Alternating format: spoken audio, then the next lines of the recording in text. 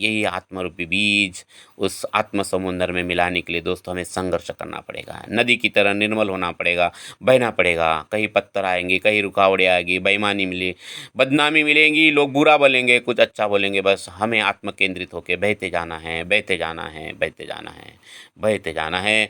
क्योंकि जीवन एक संघर्ष है, ये ज़िंदगी संघर्ष है और ज़िंदगी संघर्ष से ही पैदा होती है। फिर जैसा हम संघर्ष करते हैं हम वैसे ही हो जाते हैं। तो जीवन एक संघर्ष है, संघर्ष ही नियति है।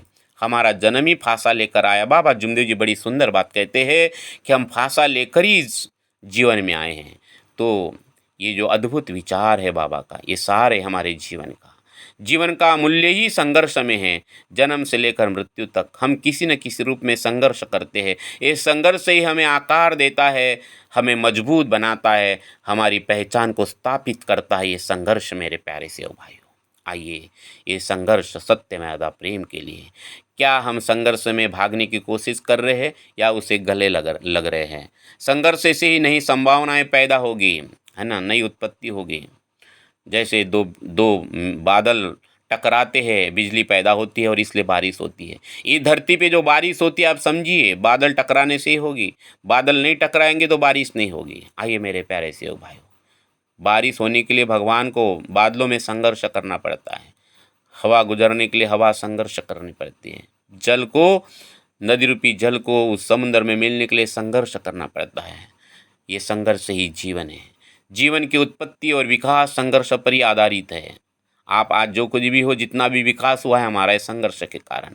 हर चुनौती, हर कठिनाई हमें कुछ नया सिखाती है। जब हम उन चुनौतियों का सामना करते हैं तो सबसे पहले हम बहुत शक्तिशाली हो जाते हैं। हम अनुभवी बन जाते हैं, आत्म अनुभूति बन जाती है। करो तो सही होगा या गलत होगा, गलत होगा, गलत होगा तो अनुभूति देगा, सही होगा तो फल भी मिलेगा, अनुभूति भी होगी, लेकिन कुछ तो होगा जरूर। लेकिन कदम तो डालना पड़ेगा मेरे प्यारे से भाइयों। सत्य की खोज और उसके लिए खड़ा होना, उसके लिए एक निरंतर संघर्ष करना पड़ेगा। ये संघर्ष हमें आंतरिक शक्ति देगा। जितना हम सत्य के लिए खड़ा रहेंगे, है ना, हमें आंतरिक शक्ति पैदा होगी। मर्यादाओं को जितना हम बनाए रखेंगे अपने जीवन में, बाबा ने जो तत्व शब्द नियम का हम पालन करेंगे, हम उतने और आत्मनियंत्रित हो जाएंगे, आत्मनियंत्रित। और उसी आत्मनियंत्रित के लिए संघर्ष की जरूरत है, जिससे हमारा चरित्र विकसित होगा। ये सत्यमेव प्रेम हमारा चरित्र है, ये आईना है हमारा, जिसमें हमें बार बार देखना है। प्रेम को फैलाना, दूसरों के प्रति करुणा रखना, क्षमा करना, ये भी एक बहुत बड़ा संघर्ष। इतना आसान नहीं है। परिवार में बार बार आपको क्षमा करना पड़ेगा। गांठें बांध के नहीं रखना है पति पत्नी का एक दूसरे के प्रति, बच्चों के प्रति, परिवार में जितने भाई भाई के प्रति, रिश्तेदारों के प्रति।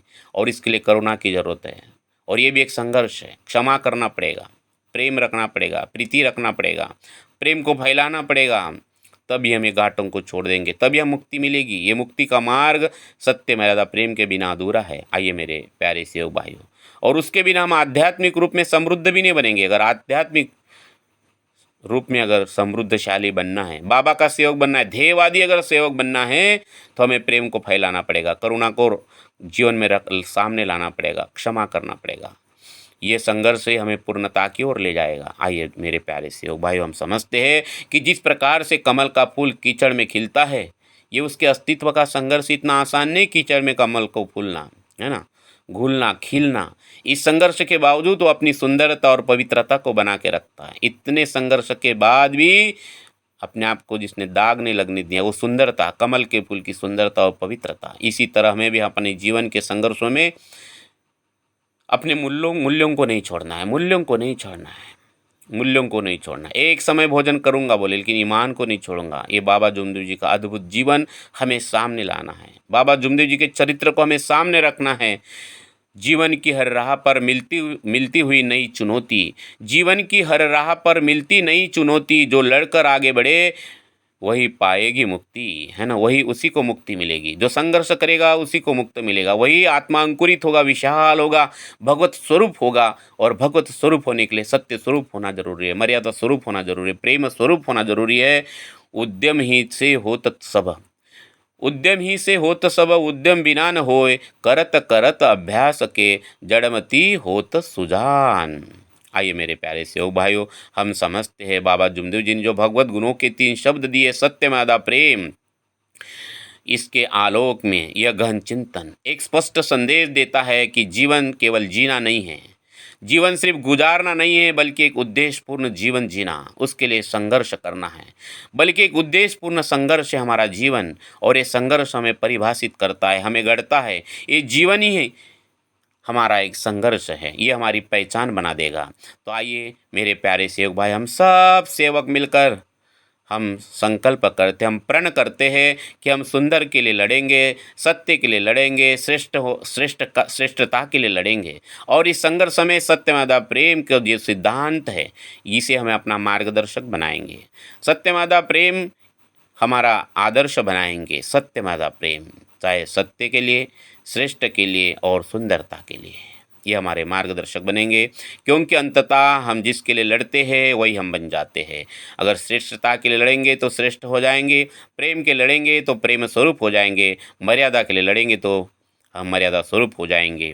तो आइए मेरे प्यारे सेवक भाइयों, बहुत बहुत धन्यवाद, आपने अपना जो कीमती समय दिया है। अगर आपने अभी तक भी अगर हमारी वीडियो को सब्सक्राइब नहीं किया तो सबसे पहले सब्सक्राइब कर लीजिए। छोटा जो आइकॉन बेल है उसको भी क्लिक करिए, ताकि जब भी हम पहले वीडियो बनाएंगे तो इस प्रकार की वीडियो आपको सबसे पहले मिले। तो बहुत बहुत धन्यवाद इस वीडियो को देखने के लिए, और अगले वीडियो तक मिलेंगे। और इस सत्यमादा प्रेम को हम अपने जीवन में लाने का प्रण लेते हुए यहीं पर मैं अपने वाणी को विराम देता हूँ। बहुत बहुत धन्यवाद। नमस्कार। भगवान बाबा हनुमान जी की जय।